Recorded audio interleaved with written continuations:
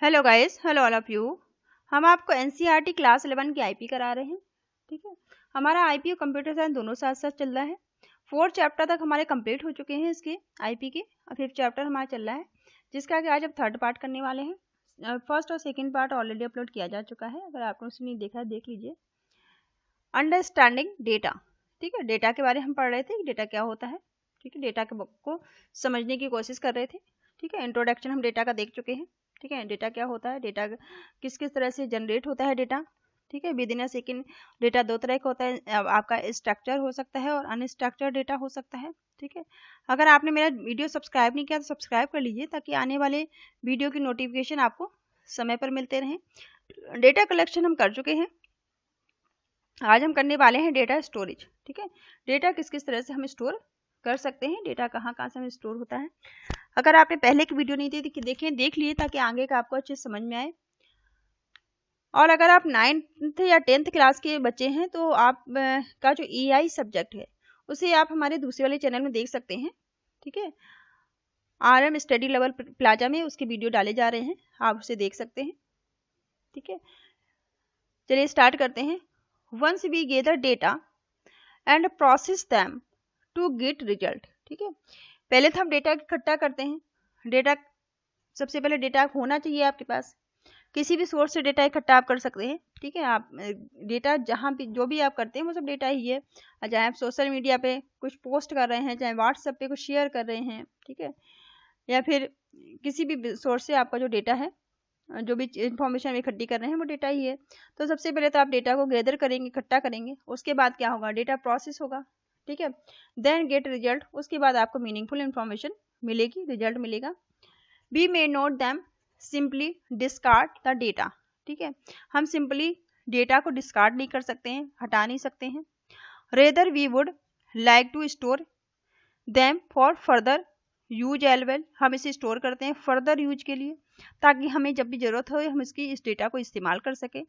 Data storage is a process of storing data on storage device. Data processing, जो data storage एक process है। ठीक है, data storage एक प्रोसेस है जिसे कि हम डेटा को स्टोर करते हैं किसी न किसी स्टोरेज डिवाइस की हेल्प से, with the help of an storage device, so that data can be retrieve later, ताकि हम डेटा को बाद में रिट्राइव कर सके, निकाल सके और इस्तेमाल कर सके। नाउ अडे, आज के समय में large volume of data are being generated at very high rate. ठीक है, आज के समय में जो डेटा है लार्ज वॉल्यूम में डेटा जो है जनरेट हो रहा है। ठीक है, बहुत data within a second में डेटा जनरेट हो रहा है हर जगह से। As the result data storage has become challenging task, इसलिए डेटा को स्टोर करना एक बहुत ही चैलेंजिंग टास्क बन चुका है। However the decrease in the cost of digital storage device की, डिजिटल स्टोरेज डिवाइस की कॉस्ट को डिक्रीज किया गया है या डिक्रीज किया जाए, has help of the simplifying this task, इस टास्क को, डेटा स्टोरेज के टास्क को आसान बनाने के लिए जो हमारी स्टोरेज डिवाइसेस हैं उन्हें काफ़ी उनके रेट को, उनकी कॉस्ट को डिक्रीज किया गया है।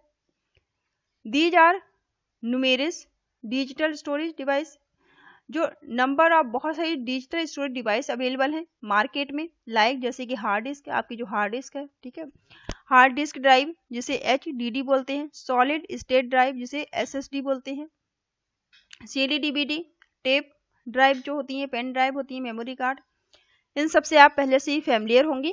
ठीक है, कि ये सारी चीज़ें छोटी क्लास से ही बच्चों को बताई जाने लगती हैं। ठीक है, तो आप तो अब 11th क्लास के बच्चे हैं, तो आप इन सारी चीज़ों से पहले से ही फैमिलियर होंगे। We store data like image, document, audio, video etcetera.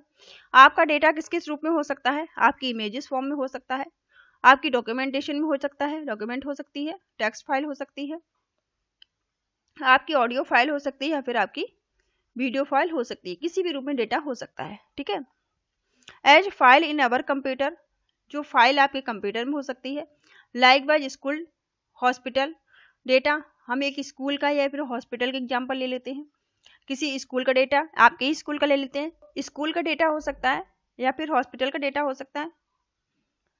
Data are store in the data file, data जो है डेटा फाइल में स्टोर होता है।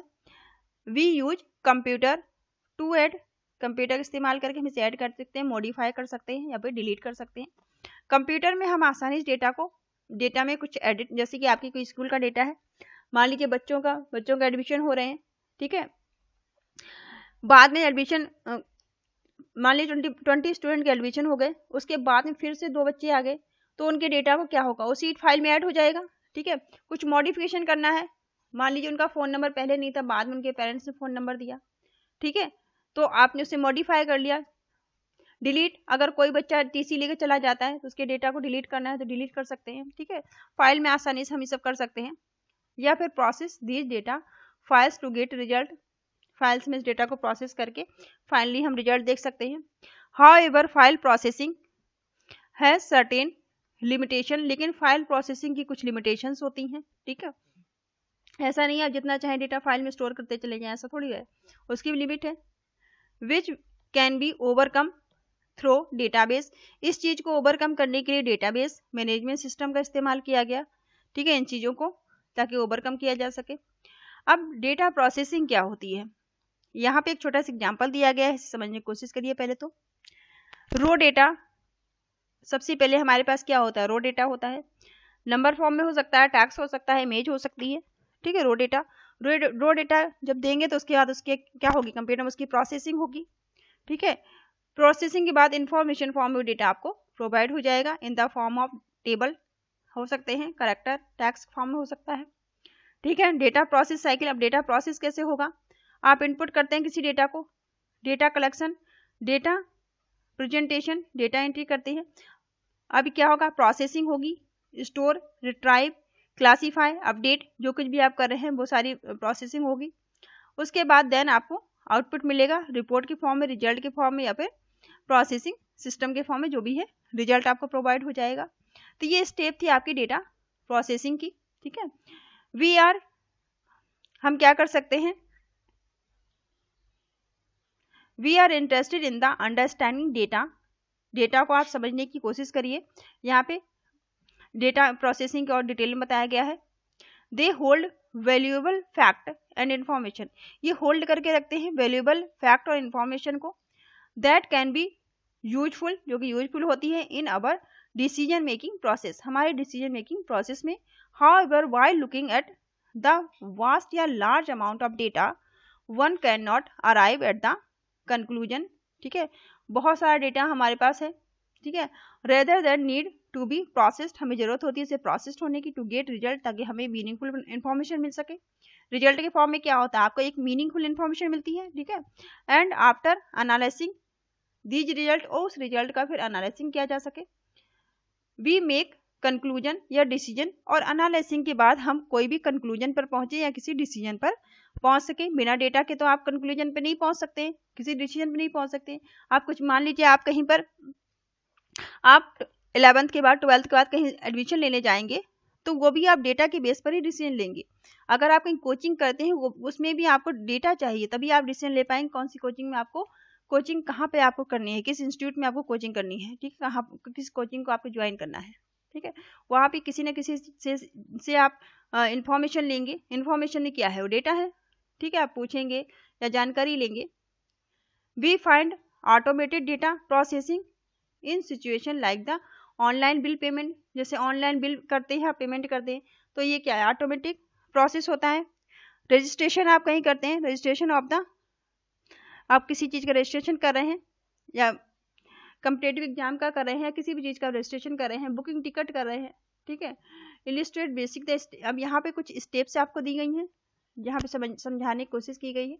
देखिए यहाँ पे आप website handling online filling of student detail, एक वेबसाइट है जो कि आपकी ऑनलाइन डिटेल को फिल करवा रही है स्टूडेंट्स की, फॉर अ कॉम्पिटेटिव एग्जामिनेशन, एक कॉम्पिटेटिव एग्जामिनेशन के लिए।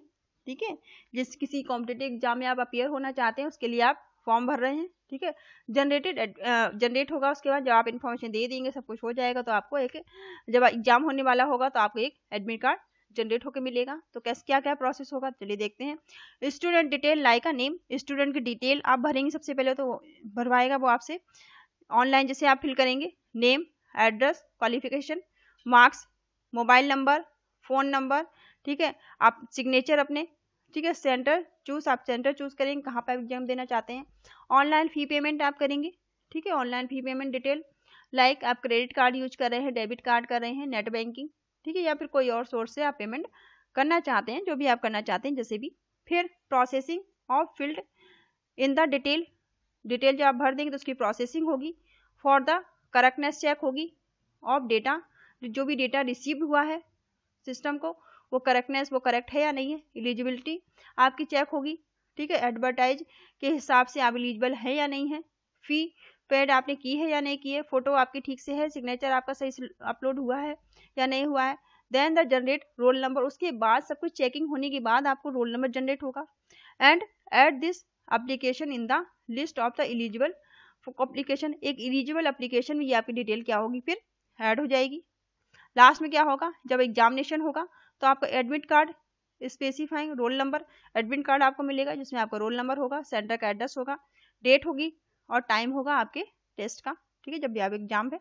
तो ये पूरा प्रोसेस ऑनलाइन हो गया। दूसरा एग्जाम्पल यहाँ पे दिया है बैंक का। अब bank handling withdrawal of case through ATM of its on branch, ठीक है, आप अपनी ब्रांच से एटीएम के थ्रू कैश विड्रॉ कर रहे हैं। तो इसका प्रोसेस क्या होगा, कैसे कैसे आप करेंगे, आप एटीएम पे जाएंगे, ठीक है, एटीएम पिन नंबर डालेंगे, अकाउंट का type, account number, card number, ठीक है, ATM location, from where money, कहाँ से आप मनी निकाल रहे हैं, विड्रॉ कर रहे हैं, date, time and amount to withdrawal, क्या अमाउंट आप विड्रॉल करना चाहते हैं, ठीक है। फिर चेकिंग होगी कि जो आपने इन्फॉर्मेशन दी है, जो आपने डिटेल डाली है, ठीक है, चेकिंग होगी कि वो वैलिड है या नहीं है। तो आपका जो पिन नंबर डाला है अपने एटीएम का वो वैलिड है या नहीं है, चेक होगा। एग्जिस्टिंग बैंक बैलेंस, बैंक में आपके बैलेंस है भी या नहीं है, जितना बैलेंस आपने डाला है निकालने के लिए तो बैंक में बैलेंस होना भी तो चाहिए, तो ये चेक होगा बैंक में एग्जिस्ट बैंक बैलेंस जो है करता है कि नहीं करता है। इफ सेटिस्फाइड, अगर सारी कंडीशन सेटिस्फाइड होती हैं, देन डिडक्ट ऑफ अमाउंट, उसके बाद आपका अमाउंट क्या होगा, डिडक्ट होगा फ्रॉम दैट अकाउंट, जो भी आपका अकाउंट है उससे। And counting of rupees, rupees की काउंटिंग होगी। एंड फिर क्या होगा, इनिशिएट प्रिंट ऑफ स्लिप, आपको एक स्लिप मिलेगी, ठीक है, करेंसी नोट आपको मिल जाएगा। लास्ट में क्या होगा, आपको करेंसी नोट मिल जाएगा, प्रिंट स्लिप मिल जाएगी विद द ट्रांजेक्शन डिटेल। आखिरी में आपका प्रोसेस कंप्लीट हो जाएगा, ठीक है। एक और एग्जांपल यहाँ पे दिया गया है, issue of train ticket. Train ticket आप बुक करते हैं तो कैसे आपको इशू होगी, ठीक है। सबसे पहले प्रॉब्लम स्टेटमेंट, फिर input against which data are collected, जो डेटा कलेक्ट हुआ उसके अगेंस्ट पे देखा जाएगा इनपुट, फिर प्रोसेस होगा, फिर आपको आउटपुट मिलेगा, ठीक है। जर्नी के तो आप क्या डालेंगे, जर्नी स्टार्ट कहाँ से करनी है, एंड कहाँ करनी है, ठीक है, एंड स्टेशन डालेंगे।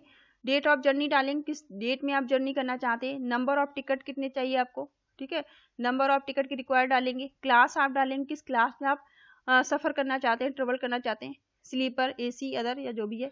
वर्थ, बर्थ आपको कौन सी चाहिए, अगर कोई आपका प्रेफरेंस है तो, इफ एनी। पैसेंजर का नेम डालेंगे, एज डालेंगे, मोबाइल नंबर डालेंगे, ईमेल आईडी डालेंगे, ठीक है। पेमेंट रिलेटेड डिटेल, जो आप पेमेंट कर रहे हैं उससे रिलेटेड डिटेल डालेंगे। देन क्या होगा, वेरीफाई लॉगिन डिटेल, वेरीफाई होगी आपकी लॉगिन डिटेल। चेक होगी अवेलेबिलिटी ऑफ बर्थ, की बर्थ आपने डाली वो है भी या नहीं अवेलेबल। उसके बाद में आपकी क्लास चेक होगी। इफ द पेमेंट डन, अगर पेमेंट डन हुआ तो वो चेक होगा। इशू टिकट, टिकट इशू होगी उसके बाद में। And deduct the number from the total available ticket, कितने टोटल अवेलेबल टिकट है। On the coach allocate, PNR number allocate होगा। एंड बर्थ, बर्थ आपकी जनरेट होगी, ठीक है। Waiting number for the ticket, ticket का वेटिंग नंबर है तो वो आपको मिलेगा। लास्ट में क्या होगी, सारा प्रोसेसिंग होगी। प्रोसेसिंग होने के बाद क्या होगी, जनरेट टिकट, टिकट आपको जनरेट होगी with birth and coach number. Issue ticket with the waiting list number, ठीक है, वेटिंग लिस्ट नंबर के साथ आपको टिकट एक इशू होकर आपको ये आउटपुट प्रोवाइड हो जाएगा सारे प्रोसेस होने के बाद, ठीक है। तो ये सारा इसमें था, तो इसको थोड़ा सा आप एक दो बार वीडियो देखिए, समझने की कोशिश करिए तो आपको समझ में आएगा। नेक्स्ट आपका है statistical technique for data processing. Data processing की स्टेटिस्टिकल टेक्निक्स क्या होती हैं, ठीक है। तो ये काफ़ी बड़ा है, तो इसको नेक्स्ट वीडियो में ले लेंगे। इसको यहीं तक रखते हैं इस वीडियो को, वरना ये काफ़ी बड़ा है, अलग अलग हो जाएगा, थोड़ा इसमें करेंगे थोड़ा नेक्स्ट में करेंगे, समझ में भी नहीं आएगा। तो इसको यहीं तक रखते हैं। Thank you all of you, thank you for watching. आप चैनल को सब्सक्राइब जरूर करिए।